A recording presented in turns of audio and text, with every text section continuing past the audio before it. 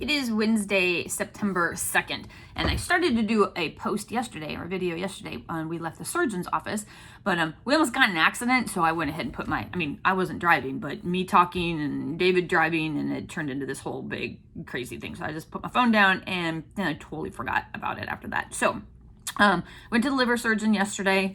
I have surgery scheduled for the 28th of September. The only thing that would make that a different date, or actually not a different date, the only thing that would impede that would be if I am supposed to be getting a PET scan, and if the PET scan shows that there is cancer anyplace else, he will not do the surgery. We don't think that it's anyplace else.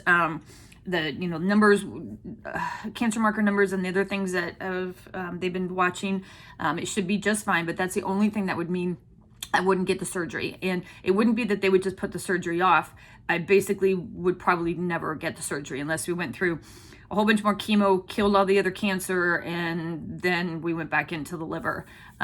There is if that were to happen, we would probably go the Y90 route of getting the lesions in the liver taken care of. But the liver surgery is really more where we want to go, because once you do Y90, you pretty much only get to do that once. And so if there was another part later down the road that the Y90 would work on, if I'd already had it, I most likely would not be able to get it again. So I really want the surgery. So that's scheduled on the 28th.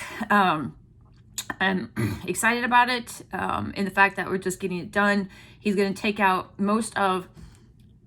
all of the left lobe and then a little bit of the right lobe to get rid of all the lesions that are there. And he said then there's one or two that are left in the right-hand lobe that he will either microwave, burn, take out. Basically, he won't know what to do with that until he opens me up.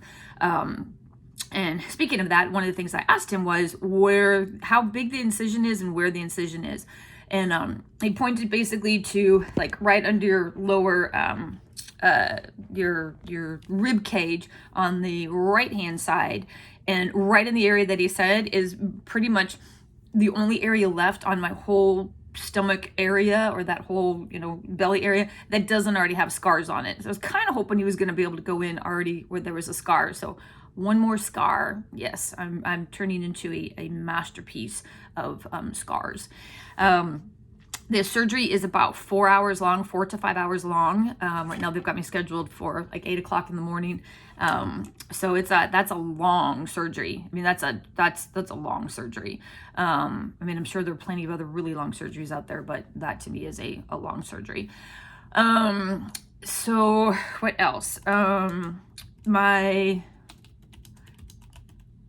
I don't think there's really much else to come out of that, except for I get to have my first COVID-19 test. So I'm super excited about that. I have to go in on the 23rd, which is 5 days before the surgery, get my COVID-19 test, and then I've got to lock myself down and self-quarantine.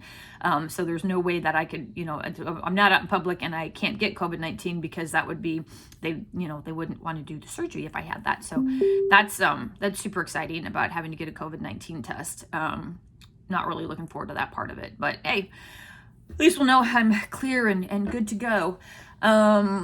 So the chemo, I will not have any more chemo between now and the surgery either. He wants at least 3 to 4 weeks with no chemo, and since I just had it, that's right at the 4-week mark. So that's a good thing.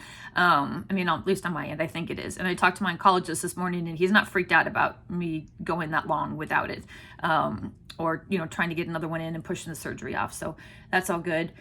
This round of chemo has gone very well. I think having 3 weeks off from the last one was a big part of it, and they also lowered it down just a little bit because of some of the reactions that I was having. So it wasn't quite as strong as he had done before, but it's not bad. Yesterday I reached into the refrigerator for a LaCroix, and the tips of my fingers felt a little tingly, which when you touch cold stuff, or sometimes when I would touch cold stuff with this chemo, it'd feel like little like you're being like electrified just a little bit.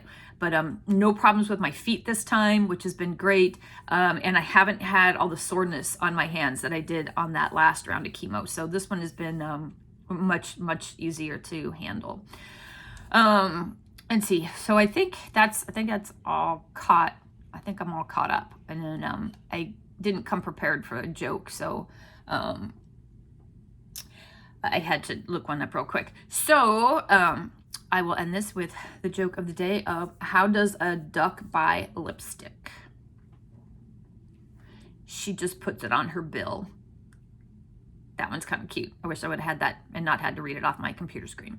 Oh well, have a great rest of your day, and that is all.